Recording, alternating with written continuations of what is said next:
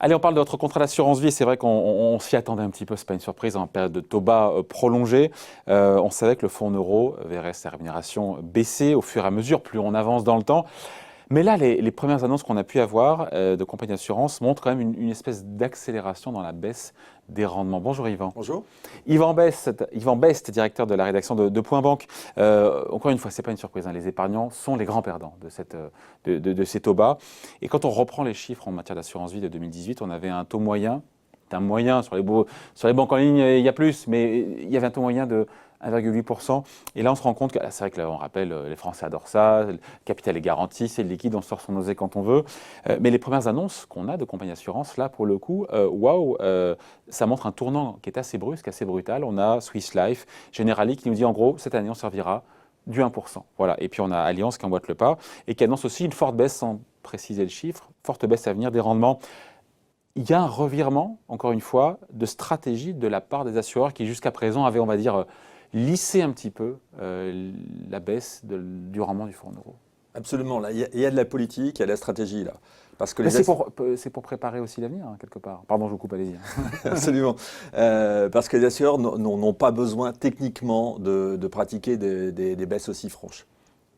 En fait, le rendement aujourd'hui en moyenne d'un fonds euro, parce qu'on parle du fonds euro, cette assurance garantie, il est, grâce aux anciennes obligations qui rapportent beaucoup, il est de 2,8% aujourd'hui pour un assureur. Ouais. Ce rendement, il baisse de 0,2 points chaque année. Mécaniquement. Et ça continue. Mécaniquement parce que des obligations arrivent à échéance. Voilà. Il faut réinvestir cet argent dans des nouvelles obligations qui rapportent plus rien, qui rapportent moins. Voilà. Mais la baisse, en fait, et donc ça fait baisser le rendement moyen. C'est 0,2. Et donc, de passer de 1,8 à 1%, comme ils le font, c'est un choix stratégique. C'est au-delà. C'est quoi? C'est envoyer un signal aux épargnants. C'est un choix stratégique qui vient d'où? Il y a quand même une espèce de panique cet été chez l'assureur quand les taux d'intérêt sont passés sous 0%. Parce qu'en fait, pour un assureur vie, manifestement, en gros, au-dessus de zéro, là je parle des taux d'intérêt des obligations. Sur les obligations d'État, dans lesquelles les assureurs investissent beaucoup. Au-dessus de zéro, ça passe, on s'adapte. En dessous, alors là, c'est beaucoup plus compliqué. Ouais. Et donc, il y a une espèce de prise de conscience cet été, et puis aussi une prise de conscience que cet environnement de taux zéro allait perdurer. Ouais. C'est clair, parce qu'il faut se remettre dans le contexte. Au début de l'année, on pensait encore que les taux allaient se normaliser, allaient remonter. Ouais. Là, c'est le contraire qui s'est produit. Ils ont baissé, et on sait qu'on est parti pour des années dans des taux très bas.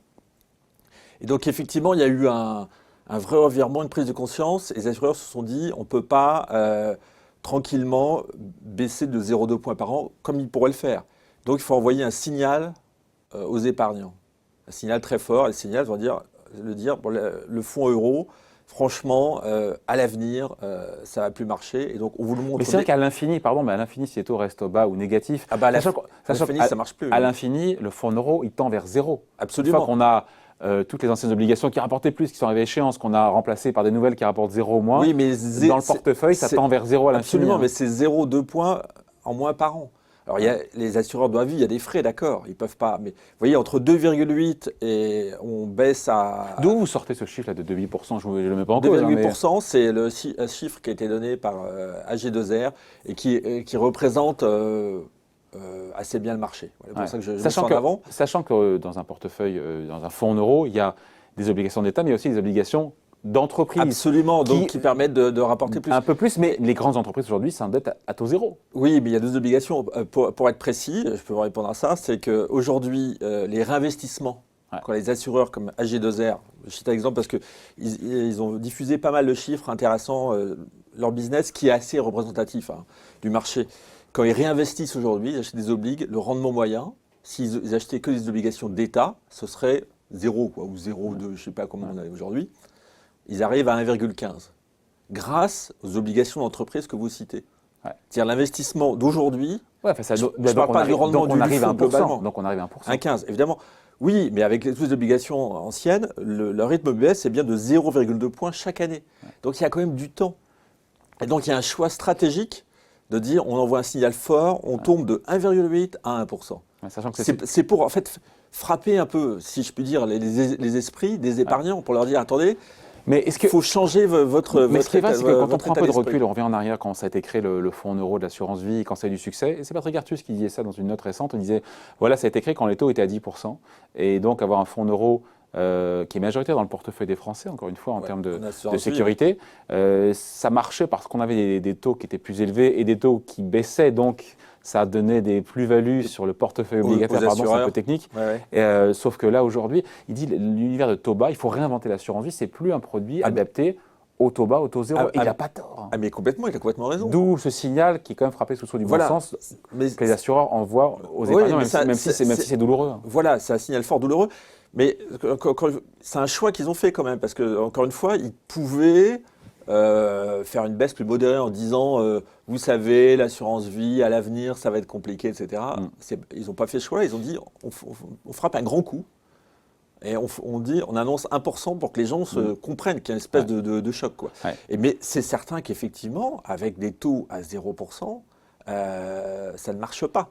On ne peut pas servir 1%. Au fur et à mesure, effectivement, les anciennes obligations qui rapportent beaucoup aux assureurs, elles vont être remboursées. Les assureurs attendent en fait acheter des obligations et les conservent en portefeuille jusqu'à échéance. C'est pour ça qu'ils ont des anciennes obligations. Mais au fur et à mesure, le portefeuille va être à zéro. Et donc, évidemment, ça ne fonctionne pas. Je crois que c'est la moitié d'un portefeuille qui est renouvelé au bout de 7 ans. C'est 7 ans, voilà. L'iceberg, on le voit arriver. Voilà, on le voit arriver. Ça pour dire qu'au-delà de ça, c'est un peu technique, mais il y a une réglementation auprès des assureurs, et c'est pour ça aussi qu'ils sont entre guillemets en difficulté, c'est que les taux bas, ça dégrade ce qu'on appelle la solvabilité.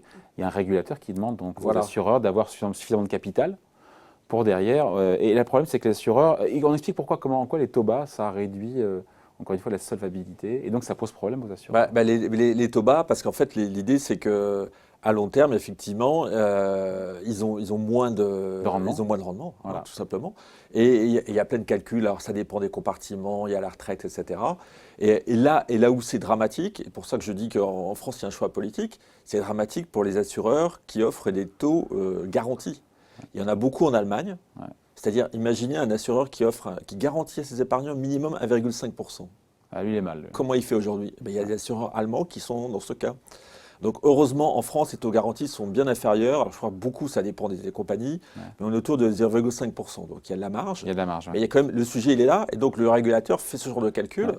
Vous garantissez tant et vous n'allez pas pouvoir les servir, donc vous allez mal. Et donc, vous allez manger vos bénéfices, donc votre solvabilité, elle est... Parce que ces calculs-là sont faits sur très très long terme. Hein, non, mais qui dit problème de solvabilité dit recapitalisation, remettre du capital dans les compagnies d'assurance. On a vu récemment le Crédit Mutuel Arkea qui a remis chez Suravenir 500 millions d'euros. Et on a pour le coup le gouverneur François Villeroy de Galhau, qui sera, je le précise, dans une semaine chez nous ici en exclusivité. Il a dit quoi ? Il a dit en gros, il est partant, alors il ne l'a pas dit de manière aussi nette, hein, mais qui était ouvert à l'idée d'apporter de la flexibilité justement aux assureurs sur ces règles prudentielles afin que les assureurs encaissent un peu mieux les taux bas. Enfin, là en l'occurrence, c'est une réforme technique, je pense, qui pourrait bouger. La solvabilité, ce sont des normes européennes. Donc François Villeroy de Galhau, à lui tout seul, ne peut pas changer ça, c'est très compliqué. Il y a des révisions, ça bouge, mais très très très lentement, il y a plein de sujets.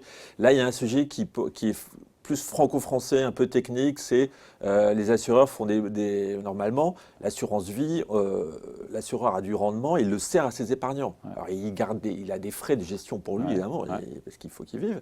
Mais normalement, l'idée, c'est que ce que les épargnants ont placé appartient aux épargnants. Mais les assureurs font des provisions, mettent un peu de côté. Ça s'appelle la PPE. Voilà, pour lisser les rendements. Provision pour participation aux excédents. C'est excédent, il faut pas excédent, mais bon. L'idée, c'est de lisser les rendements. Et l'idée, qui est technique, mais qui aiderait bien les assureurs, c'est que ces provisions soient considérées comme des fonds assimilées à des fonds propres. Voilà, c'est exactement ça.